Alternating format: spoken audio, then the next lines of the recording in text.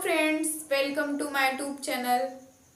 आज हम लोग का टॉपिक है नागरिकता, जिसका वर्णन संविधान के भाग 2 में किया गया है, अनुच्छेद 5 से लेके 11 तक।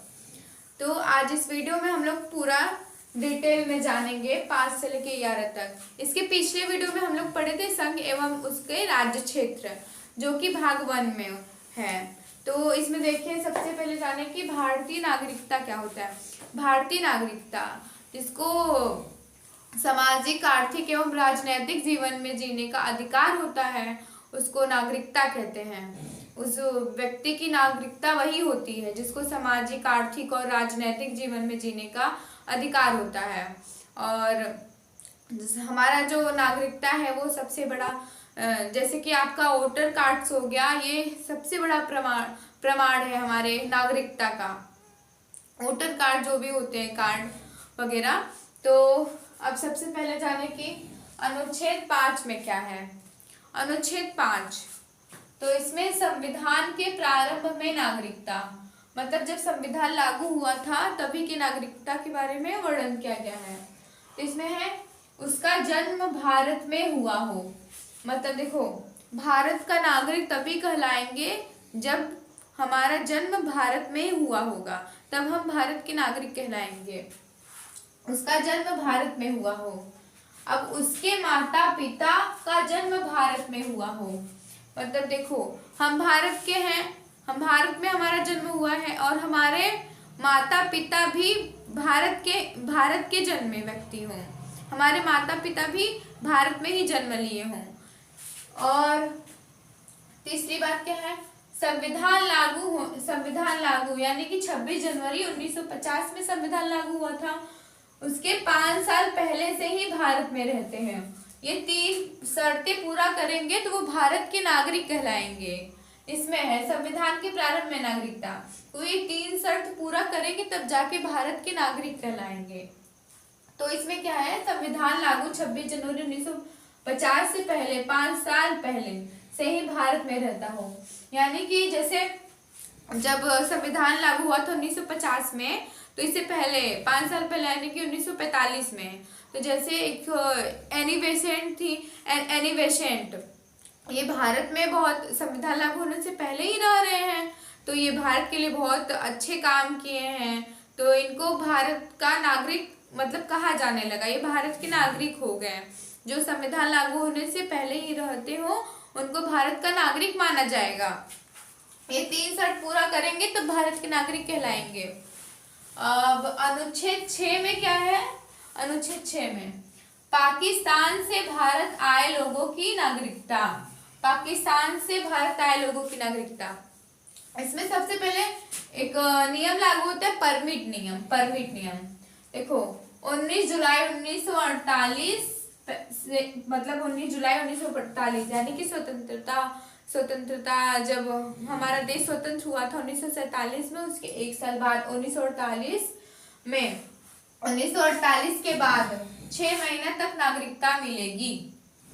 देखो, पहले कि अगर कोई व्यक्ति भारत से मतलब पाकिस्तान से भारत आया है, तो अगर 19 जुलाई 1948 से पहले आया है, वो तो आके रह सकते हैं, वो भारत का नागरिक माना जाएगा।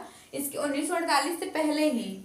अगर 1948 के बाद आता है, अगर 1948 के बाद आ रहा है, तो उसको परमिट नियम पे, मतलब उसको परमिट नियम पे, मतलब जो भी होता है परमिट नियम पे, परमिट होता है, उसके लिए परमिट करना पड़ेगा, साइन करना पड़ेगा। तब वो उसके 6 महीने बाद तब वो भारत के नागरिक माने जाएंगे। इसमें यह है कि अगर भारत से पाकिस्तान जा रहे हैं तो परमिट नियम पे पहले कहीं लिखेंगे तब जा पाएंगे, और पाकिस्तान से भारत आ रहा है तो लिखना पड़ेगा, तब जाके कहीं वो, मतलब तब उसके 6 महीने बाद, परमिट नियम के 6 महीने बाद तब वो भारत के नागरिक कहलाएंगे। अब अनुच्छेद 7 में क्या है। अनुच्छेद 7, भारत से पाकिस्तान गए लोगों की नागरिकता। भारत से पाकिस्तान गए लोगों की नागरिकता, देखो इसमें से तो भारत से पाकिस्तान से भारत आए लोगों की नागरिकता थी अनुच्छेद 6 में, और 7 में ये है भारत से पाकिस्तान गए लोगों की नागरिकता है। यानी कि अगर कोई व्यक्ति भारत से पाकिस्तान जा रहा है, भारत से पाकिस्तान जा रहा है, उसका मन नहीं लग रहा है, उसका मन नहीं लगा तो वो फिर से मतलब भारत में आना चाहता है। वो कहता है नहीं अब हमको वहाँ पे नहीं रहना है, पाकिस्तान में हमको भारत में ही रहना, हमारे यहाँ पे मन नहीं लग रहा है, तो वो भारत में ही आना चाहता है। तो क्या वो भारत में आएगा तो वो भारत का नागरिक कहलाएगा? हाँ बिल्कुल कहलाएगा। अगर कोई व्यक्ति झगड़ा करके जाता है, दिन भर बाहर रहता है, शाम को आता है तो उसको घर वाले अपना लेते हैं ना, तो ये घर के ही सदस्य होंगे ना, कहीं बाहर के तो उनको ये नहीं कहेंगे कि नहीं तुम जाओ जहाँ पे हो। घर झगड़ा करके जा रहे हैं, शाम को आ जा रहे हैं, तो चलो भारत के नागरिक मतलब घर के सदस्य कहलाएंगे। तो ऐसे ही वो भी हैं, अगर वो भारत छोड़ के पाकिस्तान जा रहे हैं तो अगर वो दोबारा आना चाहते तो आ सकते हैं, लेकिन इसमें भी मतलब रजिस्ट्रेशन कराना होता है, रजिस्ट्रेशन फॉर्म भरना होता है। तो उसके 6 महीने बाद वो भारत के नागरिक मतलब कहे जाएंगे। अगर वो जा रहे हैं तो उसको 6 महीने बाद वो भारत मतलब पाकिस्तान से वापस यहाँ पे आना चाहते हैं इंडिया में, तो उसके रजिस्ट्रेशन फॉर्म भरेंगे, उसके 6 महीने बाद वो भारत के नागरिक कहलाएंगे। ये अनुच्छेद 7 में था। 6-7 का उतना भी इम्पोर्टेंस नहीं है, तो अनुच्छेद 6 और 7 आप लोग समझे ही होंगे। अब अनुच्छेद 8 देखते हैं। अनुच्छेद 8 में क्या है? भारत के बाहर रह रहा बच्चा। देखो, भारत के बाहर रह रहा है यानी कि कोई इंडिया से बाहर है, भारत का नागरिक होगा यदि उसके माता पिता भारतीय हों। देखो, अगर भारत के जो मतलब व्यक्ति थे पहले स्वतंत्रता जब संविधान लागू नहीं हुआ था, तभी कई इंडियन लोग थे जो भारत में विदेशों में जाके रहते थे और वहाँ पे क्रांतिकारी आंदोलन को चला रहे थे। तो वहाँ पे जब उनके बच्चे विदेश में होते थे तो क्या वो भारत के नागरिक नहीं कहलाएंगे? कहलाएंगे, क्योंकि वो उनके माता पिता तो इंडियंस हैं ना, उनके माता पिता जो हैं वो भारत के नागरिक हैं। तो उनके बच्चे अगर विदेश में पैदा हो रहे हैं, उनके बच्चे का अगर जन्म विदेश में हो रहा है तो तब पर भी वो भारत के नागरिक कहलाएंगे, अपने पापा के वजह से, अपने मम्मी पापा के वजह से। तो इसमें यही है, भारत का नागरिक हो गया यदि उसके माता पिता भारतीय हों। कई स्वतंत्रता संग्राम में भाग लिए थे जो कि बाहर विदेश में रहते थे और वहीं पे अपना मतलब बस जा रहे थे, तो क्या उनके बच्चे जन्म ले रहे थे विदेशों में, तो तब पर वो भी भारत के नागरिक ही होंगे।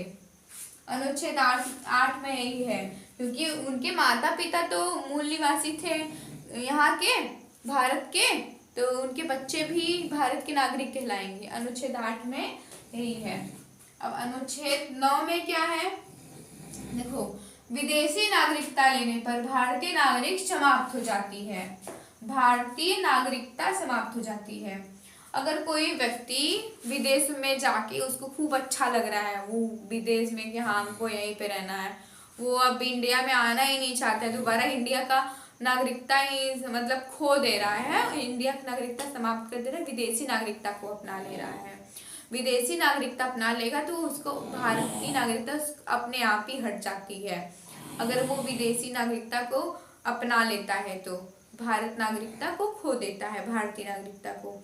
अगर वो विदेश में रहना चाहता है तो वहाँ का नागरिकता अपना के रह सकता है। और ये क्या है? अनुच्छेद 10 में क्या है? नागरिकता बना रहेगा जब तक कोई अन्यथा कार्य न करे। देखो, अनुच्छेद 10 में ये है कि नागरिकता, हम भारत के नागरिक हैं और हमारा नागरिकता तब तक बना रहेगा जब तक हम कहीं विरोधी कार्य ना करें, कहीं गलत काम ना करें। विरोध मतलब कि जैसे हम इंडिया और पाकिस्तान में झगड़ा हो रहा है तो हम पाकिस्तान जय हो, पाकिस्तान चाइना मतलब इंडिया का नारा लेंगे तो सरकार मतलब नागरिकता ही समाप्त कर देगी। ये तो इंडिया का ही विरोधी कर रहा है, इंडिया के पक्ष में नहीं कार्य कर रहा है। तो कोई भी गलत काम नहीं करेंगे और कोई इंडिया के विरोधी काम नहीं करेंगे कि हमारा नागरिकता समाप्त हो। अनुच्छेद 10 में इसका वर्णन किया गया है। और अनुच्छेद 11 में क्या है? नागरिकता संबंधी कानून संसद बनाएगी। देखो, नागरिकता संबंधी जो भी कानून होता है वो संसद को प्राप्त होता है। कानून बनाने का अधिकार जो होता है वो संसद को प्राप्त होता है।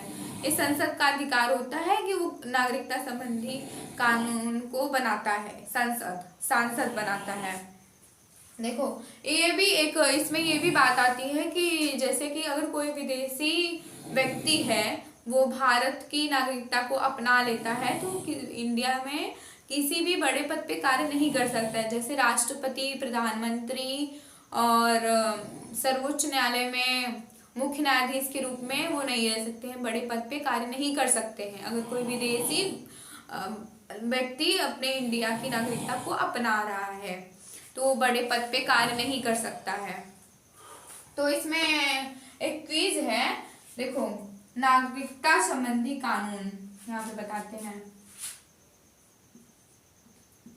नागरिकता संबंधी कानून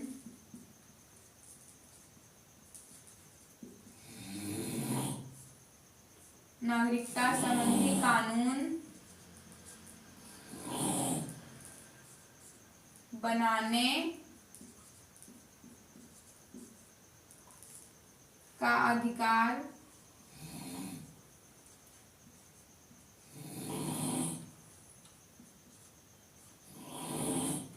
संसद के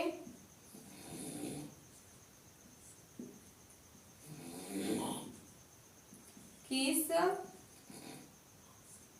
मंत्रालय को है।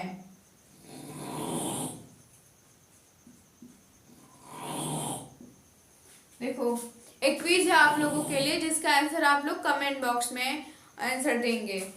नागरिकता संबंधी कानून बनाने का अधिकार संसद के किस मंत्रालय को है। हम ये जानते हैं कि नागरिकता संबंधी कानून संसद बनाता है, लेकिन संसद के कौन से मंत्रालय बनाते हैं, मतलब किस मंत्रालय को ये अधिकार प्राप्त है, संसद वो नागरिकता के संबंधी कानून बनाने का अधिकार।